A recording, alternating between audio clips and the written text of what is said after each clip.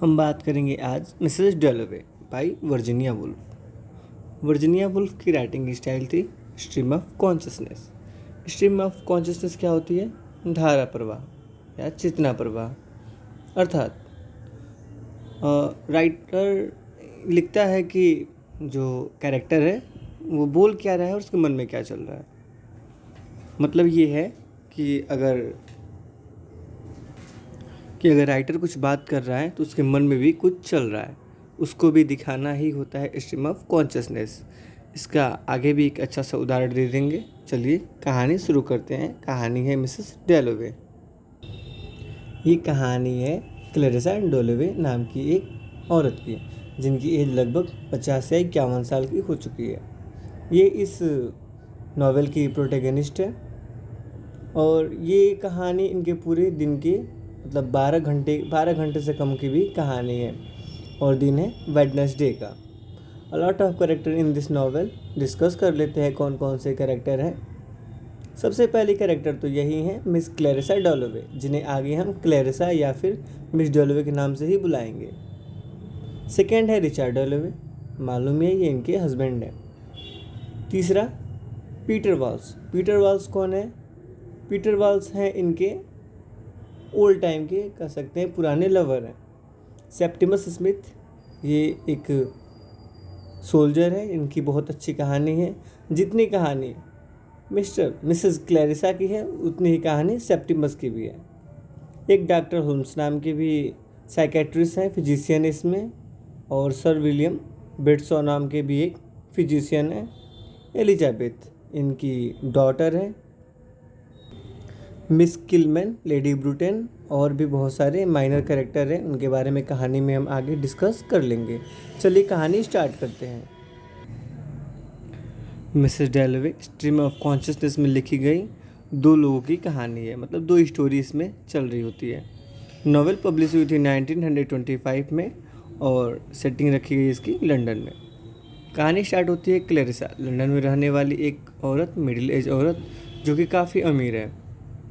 वह एक party throw करती है अपने गेस्ट के लिए और उसके लिए परचेजिंग करने के लिए बाहर निकली हुई हैं। लंदन में गलियों में बाहर निकली हुई हैं, फूल खरीद रही हैं। बॉन्ड स्ट्रीट नाम की जगह पर वो कुछ फूल लेती हैं। फूल लेते लेते उनके दिमाग में कुछ चलने लगता है। क्या चलने लगता है? वह अपने बहुत ही पुराने एक लवर के बारे में सोचने लगती हैं। वो सोचती हैं कि आखिर उन्होंने मतलब ऐसा सोचती है कि उनका एक ऐसा प्यार भी था जो उन्हें बहुत पैशनेटली प्यार करता था। फिर उन्हें ये भी याद आता है कि वो बहुत ही निकम्मा टाइप का इंसान था, जिम्मेदारियाँ नहीं ले सकता था, इसलिए उन्होंने उसे रिजेक्ट करके एक बहुत ही रिच और अमीर फैमिली से बिलोंग करते हुए पार्लियामेंट में रहते थे रिचर्ड डॉलोवे, उनसे शादी कर ली। ये सोचते सोचते उनको एक और बात याद आती है कि एक लड़की थी, मतलब उनकी बचपन की फ्रेंड सैली सीटन, उनसे भी उनके रिलेशन थे, वो भी उन्हें याद आता है। याद ये आता है कि वो जो रिलेशन था ना, वो एक दोस्त का नहीं था, एक गर्लफ्रेंड बॉयफ्रेंड का रिलेशन होता है ना, कुछ वैसा ही था। और उन्हें वो भी याद आता है कि दोनों ने लेस्बियन टाइप में कह सकते हैं किस किया था एक दूसरे को, पर समाज के डर से उस वक्त समाज एक्सेप्ट नहीं कर सकता था। इस कारण क्लैरिसा पीछे हट गई थी और वो उसे याद करती हैं और करते करते गलियों में चल रही हैं। ये टेक्निक है स्ट्रीम ऑफ कॉन्शियसनेस, अर्थात हम काम कुछ और कर रहे हैं, बात कुछ और कर रहे हैं और सोच कुछ और ही रहे हैं। इसको स्ट्रीम ऑफ कॉन्शियसनेस टेक्निक कहा जाता है, जो वर्जीनिया वुल्फ ने बहुत ही अच्छी तरीके से इसमें प्रयोग किया है। आगे बात करते हैं। जब मिसेस डॉलोवे वापस आती हैं अपने घर के सामने तो वो देखती हैं कि कोई उनके घर के सामने खड़ा है। वो कौन है? वो पीटर है। पीटर कौन? वही उनका पुराना आशिक घर के सामने खड़ा है। उसे देखते ही दोनों एक दूसरे को देखते ही मग्न हो जाते हैं, अर्थात देखने लगते हैं। फिर बात करते हैं। बात करते करते पीटर काफ़ी गहराइयों में चला जाता है।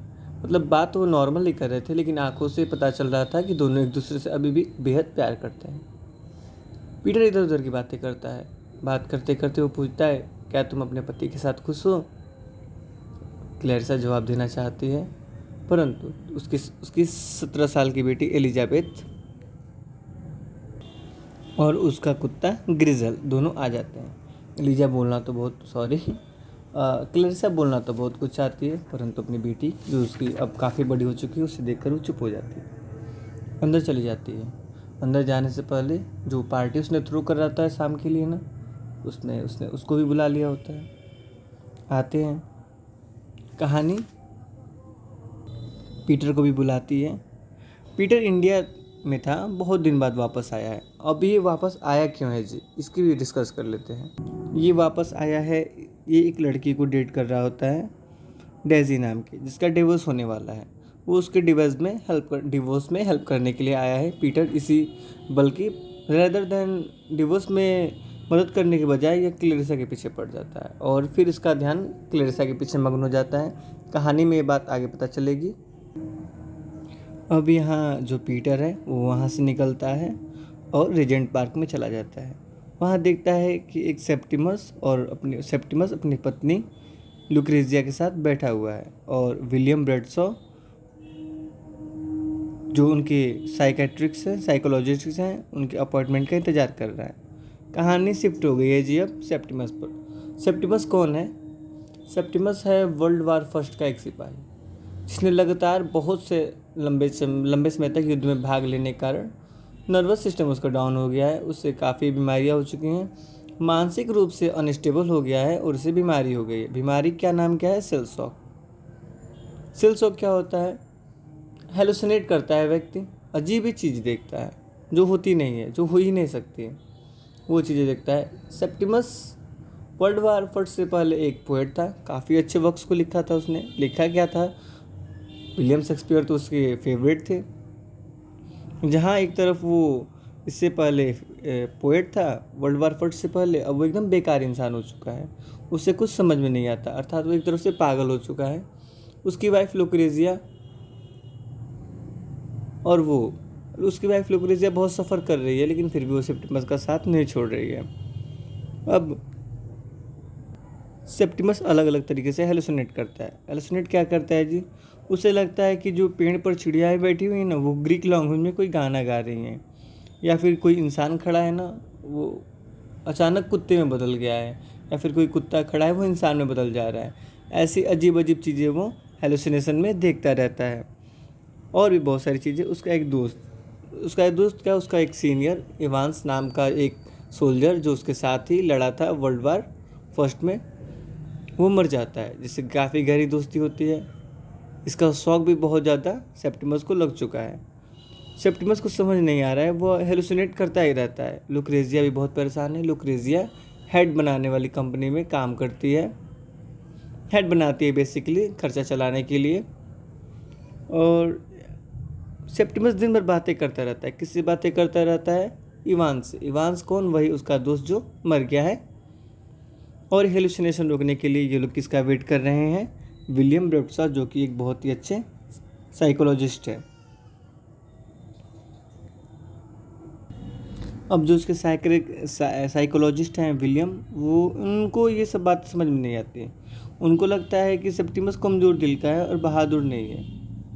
इसके बाद लुक्रेजिया और सेप्टिमस जब विलियम के पास गए तो लुक्रेजिया से कहा कि वह अपने पति को पागल खाने में डाल दे और उसका वहीं ट्रीटमेंट होगा। लुक्रेजिया थोड़ा सा हट करती है, पर फिर थोड़ा सा डपती है, फिर मान जाती है। उधर क्लेरिसा का पति रिचर्ड अपने दो दोस्तों विटबर्ड और लेडी ब्रूटेन के साथ लंच कर रहा होता है। विटब्रेड कौन है जी? ये क्लेरिसा के बचपन का दोस्त है। बॉटम नाम की जगह पर क्लेरिसा और विटबर्ड दोनों एक ही साथ बढ़े हुए हैं। काफ़ी 20 साल तक क्लेरिसा ने अपनी एज वहीं बिताई है। और लेडी ब्रूटेन कौन है? ये बहुत ही अमीर व्यक्ति हैं, कह सकते हैं ऊंची सोसाइटी के लोग हैं। लंच के बाद रिचर्ड फूलों का गुलदस्ता लेकर अपनी पत्नी क्लेरिसा के पास जाता है। उसे वो आई लव यू बोलना चाहता है, पर वो बोल नहीं पाता, क्योंकि उसने कभी उसे आई लव यू बोला ही नहीं था। अमीर लोग थे, अजीब तरीके से ज़िंदगी जीते थे, मशीन टाइप में। काम पर निकल जाना, सुबह ही अपने ही लोगों से मुलाकात न करना, ये उस सब का ऐसा लगता था कि दोनों बहुत अजनबी हैं। उन दोनों का रिलेशन भी बड़ा वाइड था। अभी भी रिचर्ड को उसकी ट्रू फीलिंग समझ में नहीं आती थी। क्लेरिसा को लगता था शायद उसने पीटर से शादी ना करके बहुत बड़ी गलती की। वह उसकी एक एक फीलिंग को समझता था। अब बात यहाँ पर आती है कि जो क्लैरिसा हैं या फिर जो मिसेस डेलोवे हैं, वो थोड़ी सी घमंडी टाइप में भी हैं। उनको लगता है कि उनका नाम नहीं है, उनको लोग उनके पति के नाम से जानते हैं। होता यूँ है कि जो लेडी ब्रूटेन है वो रिचार्ड और विटब्रेड को बुलाती हैं एक लेटर लिखने के लिए, मदद करने के लिए। लेटर कहाँ लिखा जाता है? लेटर लिखा जाता है editor of time coming immigration of to Canada के लिए एक लेटर लिखना होता है, जिसके लिए उन्हें बुलाते हैं, लेकिन क्लैरिसा को नहीं बुलाते। इस पर क्लैरिसा को लगता है कि उसकी बेइज्जती कर दी गई है। पर यहाँ पर ये भी तो देखना है कि क्लैरिसा तो अपने दम पर कुछ बनी नहीं है, वो तो रिचार्ड डेलोवे के दम पर बहुत अमीर हुई हैं। तो ये बात उससे बहुत आगे जाकर समझ में आती है। ये बात होती है तभी एलिजा की हिस्ट्री टीचर मिस किलमन आती है। किलमन कौन है जी? बहुत ही गरीब और अनअट्रैक्टिव औरत है। क्लैरिसा और ये मिस किलमन दोनों एक दूसरे को देखना तक नहीं चाहते हैं। होता यूँ है कि जो क्लैरिसा है वो बहुत ही अपर क्लास और थोड़ी सी हठी और घमंडी टाइप में है, और मिस किलमन काफ़ी पुअर और ओल्ड विचारों वाली है। दोनों नहीं चाहते कि एलिजा अपनी माँ की तरह बने, या फिर किलमन नहीं चाहती कि एलिजा अपनी माँ की तरह बने, और मिसेस डेलोवे नहीं चाहती कि ये किलमन की तरह बन जाए, और किलमन नहीं चाहती कि अपने माँ की तरह अपर लेडी की तरह एक घमंडी औरत बन जाए। दोनों एक दूसरे के प्रभाव नहीं देखना चाहते अपने बेटी के ऊपर। शाम को विलियम रेडसा कुछ लोगों को सेप्टिमस के साथ अपार्टमेंट भेज देते हैं ताकि वो उसे मेंटल हॉस्पिटल में ले आए। अब सेप्टिमस को कुछ यूँ लगता है वो थोड़ा सा और ज़्यादा विचलित हो जाता है। अपनी पत्नी के साथ टाइम बिता रहा होता है। उसे लगता है कि जो विलियम रेडसा है ना, वो कोई मॉन्स्टर है और उसे मारकर खा ही जाएंगे। वो डर जाता है और कहता है मैं बचकर नहीं रहना चाहता, अर्थात वो ये कहना चाहता है कि मैं बंद होकर नहीं रहूँगा।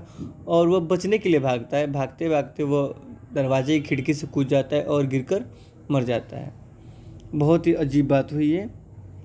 खिड़की से कूदकर जब वो आत्महत्या करता है तो पीटर उसी रास्ते से आ रहा होता है। वो देखता है कि एम्बुलेंस इस लाश को लेकर जा रही है। वो पता करता है तो उसे बात पता चलती है। उसे बड़ा अजीब लगता है कि इतने सिविलाइज समाज में ये सब बातें हो भी कैसे रही हैं। ऐसा कोई किसी की जान कैसे ले सकता है? कोई डॉक्टर या फिर कोई पत्नी इतना लापरवाह हो ही कैसे सकता है? ये बातें सोचता सोचता पीटर वहाँ से जाता है। अब वो पार्टी स्टार्ट होती है जो क्लैरिसा ने थ्रो की हुई है। भाई शाम हो गई है, बड़े बड़े लोग आए हुए हैं, पीएम भी आ चुके हैं पार्टी में। सब आते हैं। क्लैरिसा मस्त खातिरदारी में व्यस्त हो जाती है। उसे क्या होना है जी? उसे एक बेस्ट होस्टेस बनना है। मतलब जिसने उसने पार्टी दी है ना, उसको एकदम बेस्ट होस्टेस बनना है। लोग तारीफ़ ही करे उसकी कि हाँ पार्टी तो दिया, इज्जत भी कर दी। पीटर आता है। सैली सीटन भी आई हुई हैं, बिना बुलाए आ गई हैं। क्लैरिसा इनको देखती है, कुछ असहज महसूस करती है पर उतना केयर नहीं करती। सैली की शादी हो चुकी है, 5 बच्चे हैं इनके। अब ये भी तो 51 साल की हो गई होंगी, दोनों साथ के। तो ये पीटर देखता है। पीटर क्लैरिसा को देखते ही मंत्रमुग्ध हो जाता है। उसके आंखों में लगता है देखता रहता है। विलियम आता है। विलियम रेडसा अपने पत्नी के साथ आते हैं और सबको उनकी पत्नी जो रहती हैं वो सेप्टिमस के आत्महत्या के बारे में बताती हैं। क्लैरिसा सुनती है कि ये मेरी पार्टी में कैसी अनभिज्ञ बातें हो रही हैं जो अच्छी नहीं लग रही हैं। बातें क्यों हो रही हैं? वो बताती हैं पूरा ठीक से कि सेप्टिमस वर्ल्ड वार फर्स्ट का सिपाही था, उससे पहले वो पोएट था, ऐसी वैसी बात हुई, ऐसे ऐसे मर गया। क्लैरिसा उस वक्त तो कुछ नहीं सोचती। वो अपने लोगों की अपने मतलब जो मेहमान आते हैं उनकी खातिरदारी में रहती हैं।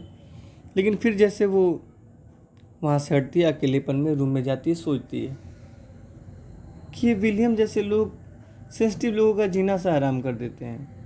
मानसिक संतुलन खोना कोई बड़ी बात नहीं है। उसका हो सकता है इलाज। सेप्टिमस की हिम्मत की तारीफ़ करती है। वो कहती है उसका सोल करप्ट नहीं था, वह अपने आप को बात कर नहीं रखना चाहता था, इसलिए उसने आत्महत्या करी।